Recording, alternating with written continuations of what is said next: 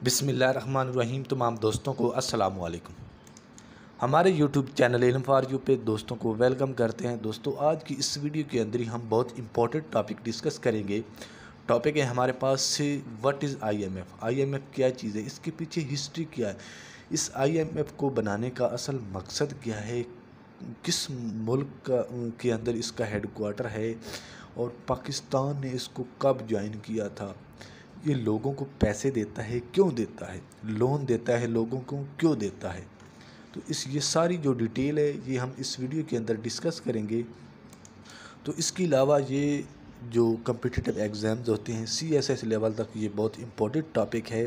Competitive exam में इस हवाले से MCQs पूछे जाते हैं। तो ये सारी तफसील के साथ हम इस वीडियो के अंदर ही डिस्कस करेंगे। तो वीडियो को पूरा देखें ताकि आप लोगों को मुकम्मल इन्फॉर्मेशन मिल सके और इस टॉपिक के हवाले से आप लोगों की जितनी कन्फ्यूजन है वो क्लियर हो जाए। तो चलिए स्टार्ट करते हैं। सबसे पहले नंबर पे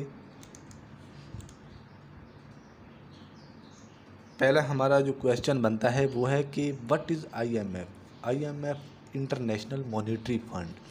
तो ये इसकी फुल फॉर्म बनती है, it is an international financial institution. ये एक मालियाती इदारा है, इंटरनेशनल मालियाती इदारा है और ये पूरी दुनिया के एक जितने भी ममालिक हैं उनके लिए एक इदारा बनाया गया है। ये इसकी आईएमएफ की फुल फॉर्म बनती है। नेक्स्ट दूसरे नंबर पे इसकी हिस्ट्री देखते हैं कि इसके पीछे हिस्ट्री क्या है, इसको क्यों बनाया गया। तो इसके पीछे हिस्ट्री बहुत ही बड़ी हिस्ट्री है। तकरीबन 1929 से लेके 1939 के दरमियान USA के अंदर बहुत ज़्यादा इकोनॉमिक क्राइसिस आ गए थे। उसकी जो इकॉनमी थी वो बहुत लो हो गई थी, फेल हो गई थी। तकरीबन 9000 बैंक जो थे अमेरिका के वो फेल हो गए थे। उनके अंदर ही बहुत ज़्यादा लो जो है उसकी क्राइसिस हो गए थे, बहुत ज़्यादा इकोनॉमी डिप्रेशन हो गई थी। उसके बाद इसके अंदर तकरीबन 15 मिलियन जो अमेरिकन थे वो अनएम्प्लॉय हो गए थे। और तीसरा जो पॉइंट था वो था कि वर्ल्ड वार जो 2 थी वो इस अरसे के दौरान वो हुई थी। तो इस हवाले से जो अमेरिका था उसके अंदर बहुत ज़्यादा क्राइसिस आ गए थे। तो इस वजह से उनकी जो इकॉनमी थी वो बहुत लो हो गई थी और उनके साथ जितने भी बाकी ममालिक कंसर्न करते थे उनकी भी जो इकॉनमी थी वो भी बहुत लो हो गई थी। इस हवाले से इन्होंने मिल के एक इदारा कायम किया जिसका नाम इन्होंने IMF रखा। तो इसके पीछे जो मेन रीज़न थी वो यही थी कि उनकी इकॉनमी इतनी लो हो गई थी कि वो किसी काबिल नहीं रहे थे। उनकी एम्प्लॉयमेंट जो थी वो 15 मिलियन तक बढ़ गई थी। वर्ल्ड वार का मसला बना हुआ था। तो इस हवाले से उन्होंने मिल बैठ के एक फ़ैसला किया। तो फिर उन्होंने एक इदारे को कायम किया जिसका नाम था IMF। नेक्स्ट जो इसका क्वेश्चन बनता है, इसके पीछे जो कि इसको बनाने का मकसद क्या बना था। पीछे हमने इसकी हिस्ट्री देखी, उसके बाद इसका मकसद।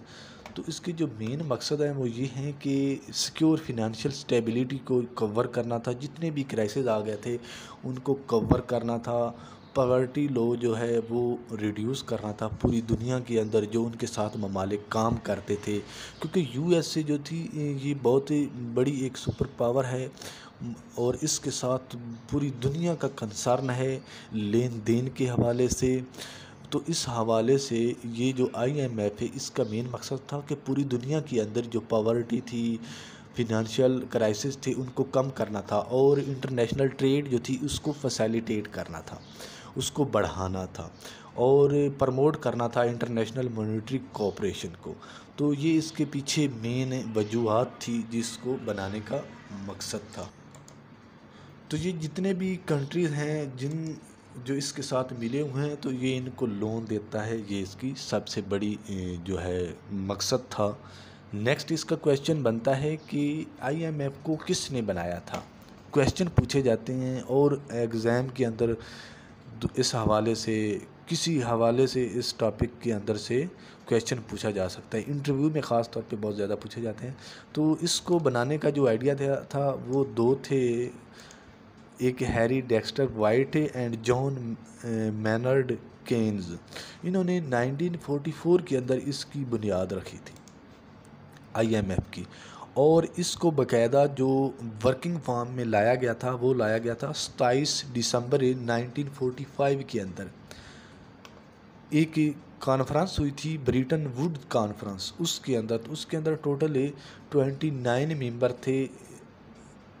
29 कंट्रीज के 29 मेंबर थे। तो उन्होंने मिल बैठ के इसकी बाकायदा आगाज़ किया। तो इसके हवाले से क्वेश्चन पूछा जा सकता है कि इसकी बुनियाद कब रखी गई थी। तो इसका जो वर्किंग बुनियाद है वो है 27 दिसंबर 1945। तो वैसे ये 1944 के अंदर इसको कायम किया गया था, लेकिन बाकायदा वर्किंग जो है ये 27 दिसंबर 1945 को हुई थी एक ब्रिटन वुड कॉन्फ्रेंस के अंदर।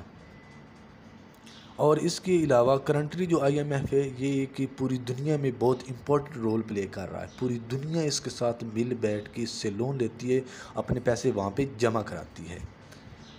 नेक्स्ट इसके हवाले से क्वेश्चन है हमारे पास कि आईएमएफ को एस्टेब्लिश कब किया गया था। अगर क्वेश्चन पूछा जाए तो ये 1944 के अंदर इसकी बुनियाद रखी गई थी और बाकायदा जो वर्किंग स्टार्ट हुई थी वो हुई थी 27 दिसंबर 1945 के अंदर।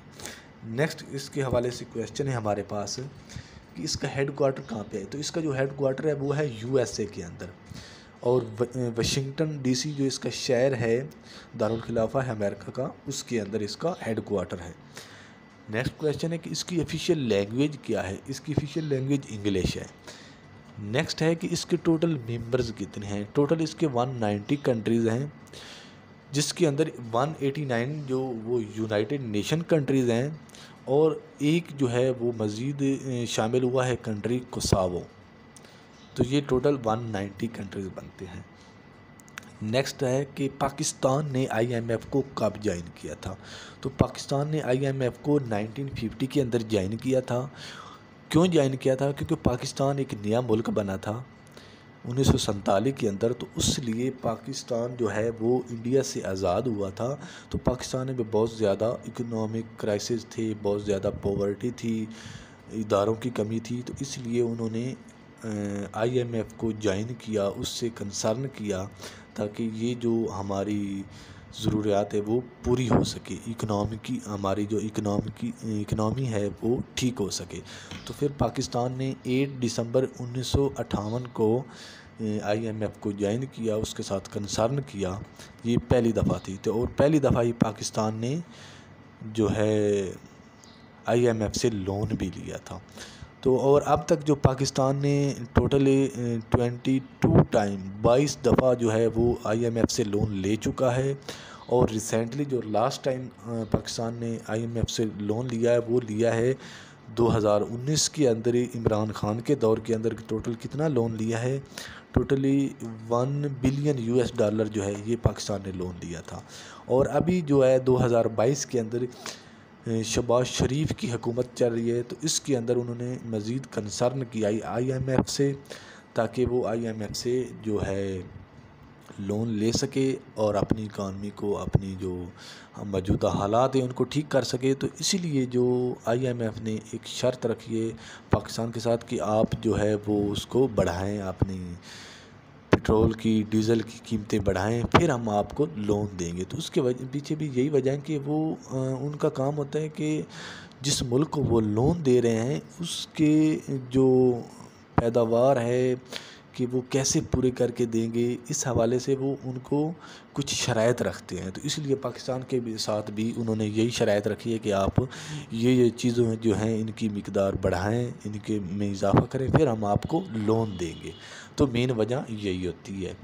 ये आईएमएफ का मकसद होता है भाई उनके अंदर, किसी भी मुल्क के अंदर जो है वो पॉवर्टी वगैरह, उसकी इकानमी वगैरह ठीक करवाना, चाहे वो किसी तरीके से हो, शराइत के हवाले से हो, फिर वो उसको लोन देता है वक्तन फ़क्तन। और वैसे भी ये जो ममालिक हैं जिन्होंने आईएमएफ के साथ कंसर्न किया हुआ है 190, तो ये सारे जो अपनी दूसरा बजट होते हैं हर साल के हवाले से वो वहाँ पे जमा करवा देते हैं। तो फिर उसके अंदर से जितनी ज़रूरत होती है वो वहाँ से लेते रहते हैं, इन्वेस्ट करते हैं। तो उसके बाद अगर वो कम पड़ जाएँ तो फिर वहाँ से वो अपना मुनाफा भी लेते हैं, और अगर लोन लेना चाहें तो ज़रूरियात को पूरी करने के लिए मुल्क के अंदर तो वो लोन भी लेते हैं। तो ये इसका मेन मकसद होता है IMF का।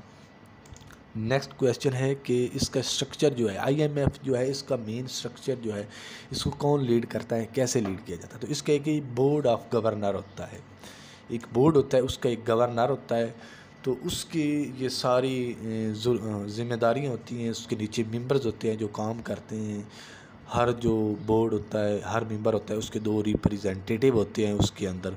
तो यही जो होता है बोर्ड ऑफ गवर्नर, तो ये पूरा डील कर रहा होता है IMF को। किसी को लोन देना है, उसके साथ क्या करना है, तो इसका मेन रोल होता है बोर्ड ऑफ गवर्नर का। नेक्स्ट है कि मज़ीद इसके अंदर जो स्ट्रक्चर ऑफ IMF, इसके अंदर मज़ीद कुछ एग्जीक्यूटिव बोर्ड एक होता है। एग्जीक्यूटिव बोर्ड जो होता है, इसके अंदर टोटल 24 मेंबर्स होते हैं। ये जो गवर्नर का बोर्ड होता है, बोर्ड ऑफ गवर्नर, उससे नीचे होता है।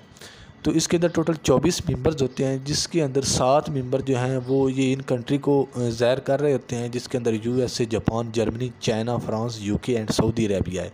और बाकी जो 17 मेंबर्स होते हैं वो पूरी दुनिया को रिप्रेजेंट कर रहे होते हैं, वो उनकी आवाज़ बने हुए होते हैं। तो इस जो IMF की ये मेन स्ट्रक्चर है जिसके तहत ये काम कर रहा है। और अब तक तकरीबन टोटल 2400 बंदे जो हैं ये IMF इदारे के अंदर ही वर्कर है, काम कर रहे हैं एट ए टाइम।